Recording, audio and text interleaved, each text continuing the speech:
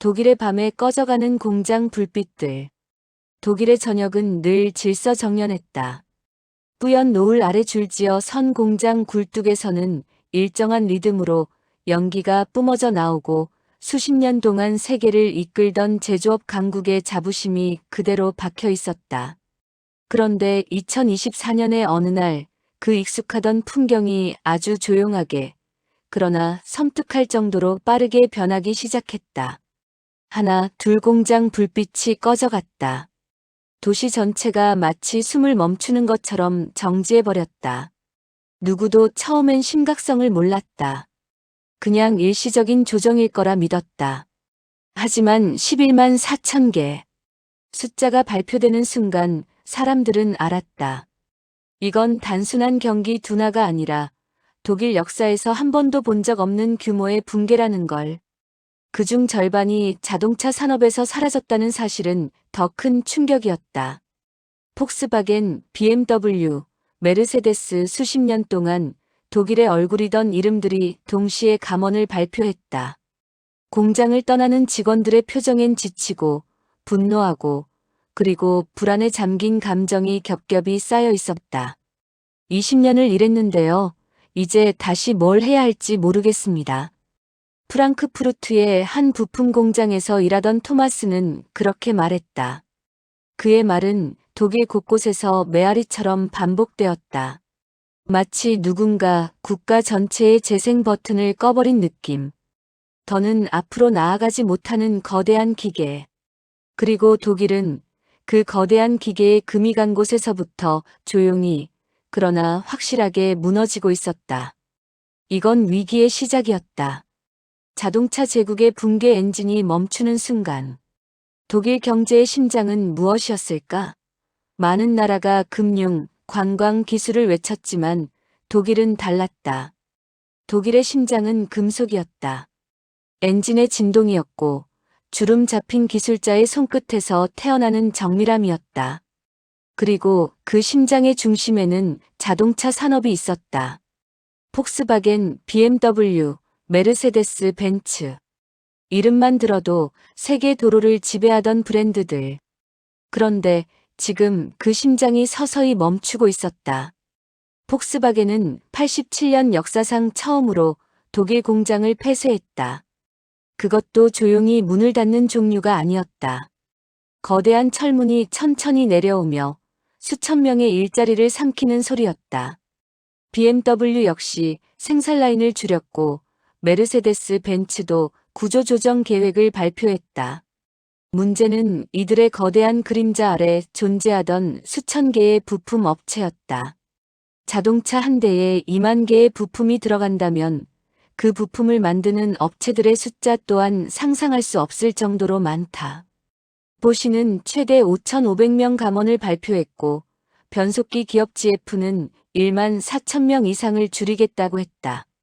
타이어 부품 기업 콘티넨탈 역시 5,500명을 해고했다. 완성차 기업 하나가 흔들리면 곁에 있는 협력사부터 거리에 있는 노점상까지 동시에 흔들리는 구조. 독일은 그런 나라였다. 2019년부터 2023년 사이 직원 20명 이상 규모의 자동차 1차 공급업체가 700개에서 615개로 줄었다. 단지 숫자가 아니라 기업 하나가 사라질 때마다 그 속에서 살아가던 가족들의 삶과 지역 경제가 함께 사라졌다. 거대한 제국은 보통 외부의 공격으로 무너지지 않는다. 내부에서 조용히 금이 가고 그 금이 서로 연결될 때 한순간에 붕괴한다. 지금 독일이 그랬다. 수십 년 동안 유럽의 엔진이었던 자동차 산업. 그 엔진이 식어가고 있었다. 그리고 이 침묵은 곧 독일 전체를 뒤흔들던 거대한 불안의 시작이었다. 너무 완벽했던 나라의 함정 제조업 구조가 스스로를 덮치다. 독일이 왜 세계의 공장을 제치고 유럽의 엔진이라는 이름을 얻었을까? 그 답은 독일의 지도만 펼쳐봐도 알 수 있다. 라인강과 엘베강. 이 두 개의 거대한 물줄기는 독일을 위해서 아래로, 서쪽에서 동쪽으로 가르며 산업 도시들을 한 줄로 꿰어놓았다.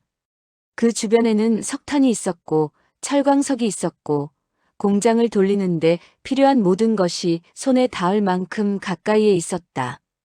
독일은 운이 좋은 나라였다. 아니, 너무나 완벽한 나라였다. 화학 공장에서 만든 원료가 라인강을 따라 북상하고 뒤셀도르프의 제철소로 들어가 처리되고 다시 볼프스부르크의 자동차 공장으로 흘러가 완성차가 된다. 이것은 경제학 책에서도 교과서적인 산업 생태계라고 부르는 구조였다. 그러나 문제는 바로 그 완벽함이었다. 독일의 제조업은 너무 잘 짜여 있었다. 너무 큰 덩어리에 모든 것이 집중되어 있었고 그 집중은 위기 앞에서 분산이 아니라 도미노 붕괴를 만들어냈다. 전국 16개 주 중 3곳 노르트라인베스트팔렌, 바덴비르텐베르크, 바이에른이 전체 제조업의 60%를 담당했다. 마치 거대한 기둥 3개가 독일 경제 전체를 지탱하고 있는 구조였다. 그리고 지금 그 기둥 중 하나라도 흔들리면 국가 전체가 흔들렸다. 제조업 중심지는 고용의 중심지였다.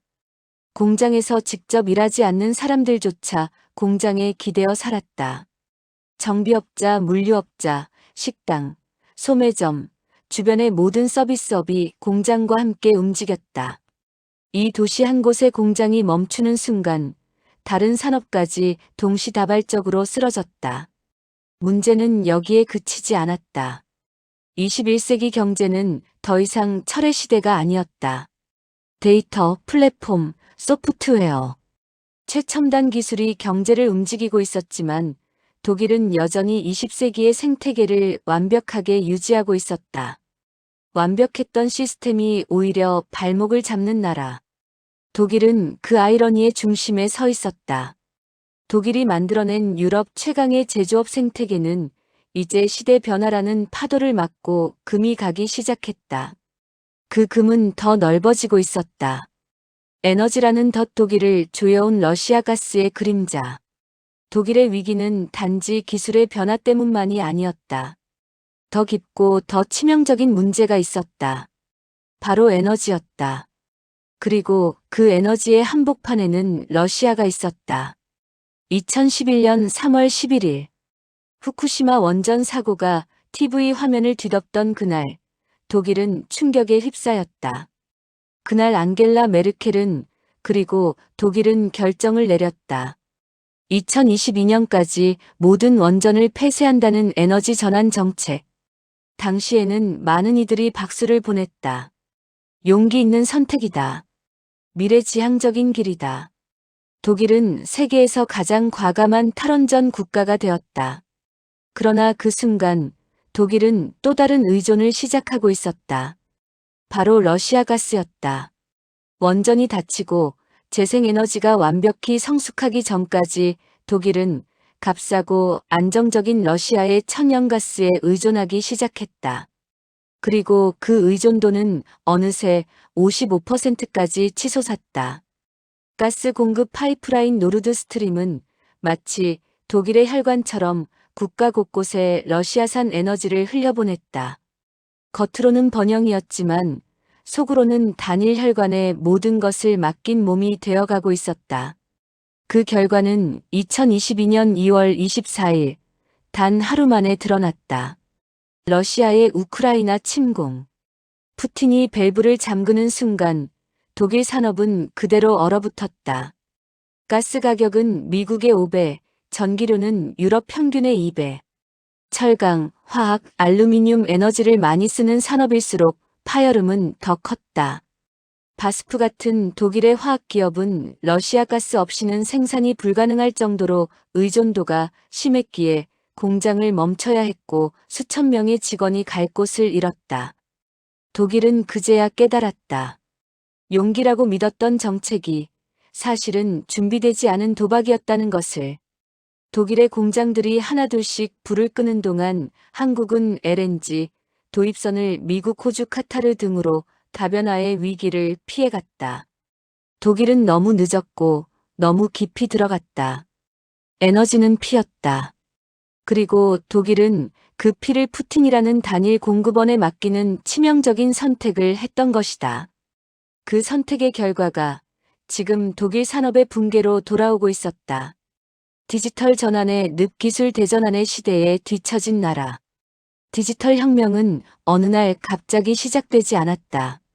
수년 동안 전 세계는 AI, 데이터, 클라우드, 플랫폼으로 거대한 변화를 예고하고 있었다. 그러나 독일은 그 신호를 보고도 움직이지 않았다. 아니, 움직이는 척만 하고 있었다. 놀라운 사실이 있다. 인더스트리 4.0이라는 개념을 처음 만든 나라가 바로 독일이었다는 것. 세계의 디지털 제조업의 미래를 설파했던 그 나라가 정작 스스로는 디지털 전환의 시대에 뒤처지게 될 줄 누가 상상했을까? 오지 네트워크 구축, 전자정부 시스템 도입, 온라인 행정 인프라. 이 모든 것이 미국 한국보다 3, 4년씩 늦게 진행됐다. 사람들은 문서 뭉치를 들고 관청을 오가야 했고, 기업은 종이에 서명하느라 프로젝트를 몇 달씩 지연해야 했다. 2024년의 독일 행정 실태는 놀랍게도 2000년대 초반과 크게 다르지 않았다. 자동차 산업도 마찬가지였다. 2015년 디젤게이트 이후 전 세계가 내연기관의 종말을 말하고 있었지만 독일은 그 징후를 제대로 읽지 못했다. 테슬라는 이미 공장 자동화 배터리 기술 소프트웨어 중심 플랫폼을 구축해 자동차가 아닌 거대한 스마트 기기를 만들고 있었다. 중국 기업들도 빠른 속도로 전기차 시장을 잠식하고 있었다. 그 사이 독일 제조업의 강점이던 엔진 기술은 시대의 중심에서 밀려나고 있었다. 그 결과는 숫자로 나타났다. 2024년 독일의 전기차 신규 등록은 전년 대비 16.4% 감소. 8월까지 판매량은 36만 대, 20% 이상 줄어든 수치였다. 2030년까지 전기차 1,500만 대 보급이라는 목표는 사실상 불가능해 보였다. 왜 이런 일이 일어났을까? 그 이유는 독일의 정치 시스템에 있다. 독일은 연방제 국가다. 주정부마다 이해관계가 달라 정책 결정은 늘 느리고 복잡하며 타협을 필요로 한다. BMW가 중요한 바이에른주는 전기차보다 프리미엄 내연기관 기술을 지키려 했고, 벤츠와 포르쉐가 있는 바덴비르텐베르크주는 다른 방향을 원했다. 한 나라 안에서 서로 다른 전략이 충돌했다. 그 결과 독일은 방향을 잃었다. 기술 전환은 이미 시작됐는데 정책은 아직 합의를 찾고 있었고 현장은 이미 무너지고 있었다. 이 시대의 가장 위험한 것은 아무것도 하지 않는 것이 아니라 천천히 하는 것이다. 그리고 독일은 너무 느렸다. 그 느림이 결국 국가 경쟁력 전체를 뒤흔들고 있었다. 중국이라는 거대한 파도 고객이 경쟁자가 되는 순간 독일이 오랫동안 가장 편안하게 기댔던 나라는 어디였을까? 바로 중국이었다. 중국은 값싼 노동력, 거대한 생산기지, 그리고 무엇보다 무한히 성장하는 내수 시장을 가진 나라였다. 독일 자동차 브랜드들은 이 시장에서 황금을 캐듯 돈을 벌었다. 베이징의 부유층이 BMW를 사고 상하이의 젊은 직장인들이 메르세데스를 몰기 시작하면서 독일 기업들의 매출은 천장을 뚫을 듯 치솟았다. 하지만 그 황금기는 오래가지 않았다. 중국은 단순히 소비자에 머물지 않았다. 그들은 배우기 시작했다. 분석하기 시작했다. 그리고 결국 만들기 시작했다. BYD, 니오&아이오, 샤오미. 이제는 이름만 들어도 전기차 시장의 미래가 떠오르는 브랜드들이다. 이들은 테슬라 방식의 소프트웨어 중심 EV 구조를 채택했고 가격 디자인 기술을 모두 압축적으로 끌어올렸다. 그리고 자국 시장 보호라는 강력한 국가 전략이 붙자 독일 기업은 더 이상 중국에서 예전처럼 팔 수 없게 됐다.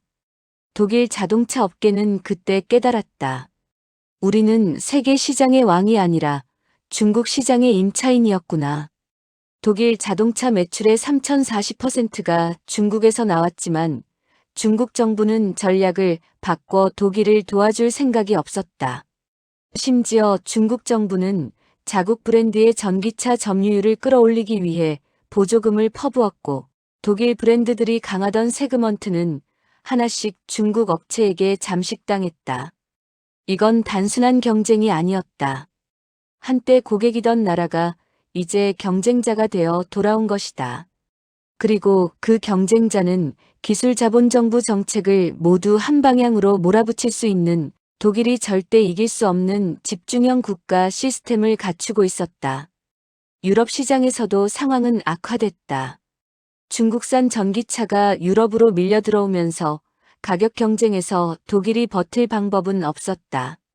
게다가 생산비는 에너지 폭등으로 더 올라가 있었고 미래차 기술은 이미 중국이 앞서가고 있었다. 독일 제조업의 가장 큰 약점은 단 하나였다. 그들은 시대가 바뀌는 속도를 과소평가했다. 중국은 이미 미래로 가고 있었고 독일은 여전히 과거의 엔진을 손보고 있었다. 그 격차는 단순한 기술 차이가 아니라 문명 전환 속도의 차이였다. 그리고 지금 독일은 깨닫고 있었다. 가장 믿었던 고객에게 가장 먼저 무너지는 법을 배우고 있다는 사실을. 유럽의 흔들리는 중심 독일이 무너지면 유럽이 무너진다. 독일의 경제가 흔들린다는 것은 단순히 한 나라의 문제가 아니었다. 그것은 EU 전체의 기반이 흔들린다는 신호였다. 왜냐하면 유럽 경제의 절반을 떠받치는 기둥이 바로 독일이었기 때문이다. EU 구조를 들여다보면 독일은 유럽의 은행이자 유럽의 공장이었다. 프랑스가 정치적 리더십을 쥐고 있었다면 독일은 묵묵히 재정을 책임지고 수출로 유럽 전체의 자금 흐름을 유지했다. 그런데 그 독일이 무너진다? 그건 단순한 위기가 아니라 대륙 전체의 심장 정지를 의미했다. 유럽의 남부 국가들은 이미 고질적인 재정 적자에 시달리고 있었다. 그리스, 이탈리아, 스페인은 독일의 수출과 독일의 은행이 뒷받침하는 구조가 아니면 버티기 어려웠다. 독일이 약해지면 이 나라들은 바로 위태로워진다.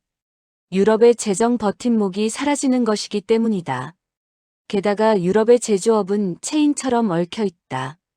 독일 공장이 줄어들면 프랑스, 체코, 폴란드에 있는 부품 공장도 함께 줄어든다. 독일 자동차 생산이 감소하면 슬로바키아, 헝가리, 오스트리아의 일자리까지 동시다발적으로 사라진다. 유럽 경제는 서로의 심장을 서로가 나눠 쓰는 구조였다. 그러니 독일의 약화는 유럽 전체의 붕괴를 불러오는 도미노였다. 더 큰 문제는 독일이 흔들리면 정치적 균형도 깨진다는 것이다. EU의 규범과 기준은 대부분 독일의 절제규율 재정 보수주의 위에서 설계됐다.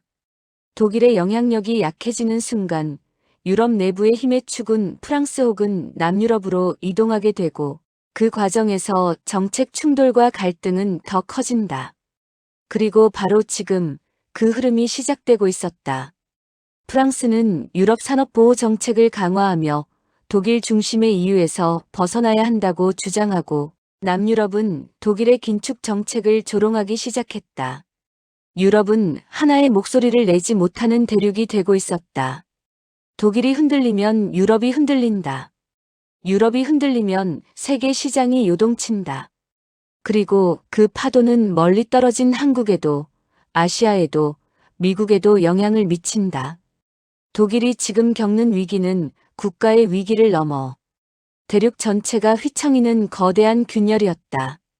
그리고 그 균열은 이제 더 깊어지기 시작했다. 한국에게 오는 파도, 독일의 추락은 우리에게 기회인가 위기인가? 독일의 위기는 유럽의 위기였고 이제 그 여파는 조용히 그러나 틀림없이 한국을 향해 다가오고 있었다. 그 파도는 두 얼굴을 하고 있었다. 하나는 기회, 그리고 다른 하나는 위기였다.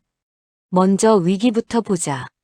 독일과 한국은 겉보기엔 멀리 떨어져 있지만 산업 생태계의 구조는 거울처럼 닮아 있었다. 제조업 중심 경제, 수출 의존도, 자동차, 화학, 철강, 기계, 산업 강세. 독일이 흔들린다는 것은 우리도 흔들릴 수 있다는 경고장이었다. 특히 내연기관 중심 산업이 동시에 붕괴될 때 어떤 일이 벌어지는지 독일은 이미 실시간으로 보여주고 있었다. 한국의 완성차와 부품 기업들도 같은 구조적 한계 위에 서 있다. 전기차 전환 속도, 배터리 생태계의 경쟁력, 중국과의 치열한 가격 전쟁. 독일이 지금 무너지고 있는 이유들이 사실 한국에도 그대로 존재했다. 더구나 한국도 고령화 에너지 비용 정치적 갈등 같은 구조적 문제에서 자유롭지 않았다. 하지만 바로 그 지점에서 기회가 생겼다. 독일이 무너지면 유럽은 새로운 공급망을 찾기 시작한다. 한국은 신뢰할 수 있는 제조 파트너로 부상할 가능성이 있다. 독일의 자동차 업체들이 전기차 배터리 기술 격차를 줄이려 할 때 가장 먼저 손을 내밀 수 있는 국가가 바로 한국이다. 이미 삼성 SDI는 BMW와 LG 에너지 솔루션은 메르세데스와 협력을 강화하고 있다. 독일의 위기가 깊어질수록 한국 배터리 산업은 더 중요한 전략축이 된다. 또한 독일의 에너지 정책 실패는 한국에게 정답에 가까운 교훈을 준다. 한국은 LNG 공급망을 다변화했고 원전을 안정적으로 유지하며 에너지 가격 폭등을 피했다. 이 부분에서 한국은 독일보다 훨씬 유리한 위치를 점하고 있었다. 그리고 한 가지 더. 세계 시장은 지금 기술 중심 경제로 재편되고 있다. 플랫폼, AI, 로보틱스, 반도체. 이 분야에서 한국은 이미 강점이 있다. 반면 독일은 이 영역에서 뒤처졌다. 즉 산업 패권이 제조업에서 기술 생태계로 넘어가는 순간 한국은 유럽보다 앞선 위치에서 미래를 맞이할 수 있다. 독일의 추락은 한국에게 공포와 기회를 동시에 준다. 어떤 나라든 강대국의 몰락은 위험을 의미하지만 그 빈자리는 새로운 국가에게 길을 열어주기 마련이다. 지금 한국은 그 갈림길 위에 서 있다. 과거의 방식에 머무르면 독일의 그림자를 그대로 밟게 될 것이다. 반대로 기술 중심 미래 전략으로 전환한다면 독일이 놓친 것을 한국이 가져갈 수 있다. 독일의 위기. 그거 절대 남의 이야기 아니다. 이제는 한국의 선택이 10년 뒤의 위치를 결정하게 된다. 지금 독일에서 벌어지는 일은 절대로 남의 나라 이야기가 아니다. 그건 한국이 5년 뒤, 10년 뒤 그대로 겪을 수 있는 미래의 예고편이다.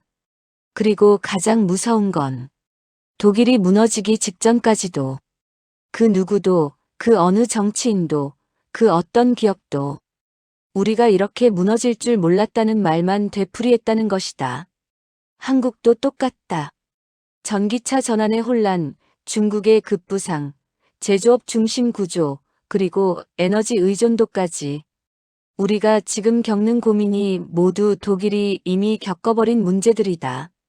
독일이 잠깐만 느려도 된다고 생각하던 그때 중국은 질주했고 미국은 기술 패권을 재장악했다. 그리고 독일은 뒤돌아보는 순간 이미 늦어 있었다. 한국이 지금 그 기로에 서 있다. 우리도 여전히 제조업이 잘 되니까 괜찮다. 엔진 기술은 세계 최고니까 문제 없다. 중국이 우리 산업을 흉내내도 결국 따라올 순 없다라는 자만이 남아있다면 그 순간 한국은 독일처럼 추락할 것이다. 하지만 반대로 우리는 독일의 실수를 그대로 눈앞에서 보고 있다. 한 나라가 어떻게 붕괴하는지, 어떤 선택이 재앙이 되고 어떤 변화가 미래를 뒤바꾸는지 모든 것이 교과서처럼 펼쳐지고 있다. 그 말은 곧 한국은 독일이 놓친 기회를 가져올 수 있다는 뜻이다. 독일이 놓친 배터리 혁신, 한국이 가져올 수 있다. 독일이 실패한 에너지 전략, 한국은 이미 대체 경로를 만들었다. 독일이 뒤처진 디지털 전환, 한국은 IT 생태계의 중심에 있다. 독일이 잃어버린 자동차 시장 영향력, 한국은 전기차 배터리 반도체를 묶어 하나의 미래 산업으로 만들 수 있다. 지금 세계 산업 지형은 제조업에서 기술 중심 생태계로 완전히 재편되고 있다. 독일은 이 흐름을 놓쳤다. 그래서 무너지고 있다. 하지만 한국은 다르다. 우리는 여전히 선택할 수 있다. 미래로 갈 수 있는 방향도, 속도도, 구조도 바꿀 수 있다. 결론은 단순하다. 독일의 위기는 경고가 아니다. 한국에게 주어진 기회다. 그리고 이 기회를 잡는 국가는 다음 20년의 승자가 될 것이다. 한국이 그 자리에 설지 아니면 독일의 뒤를 따라갈지는 바로 지금의 선택에 달려 있다.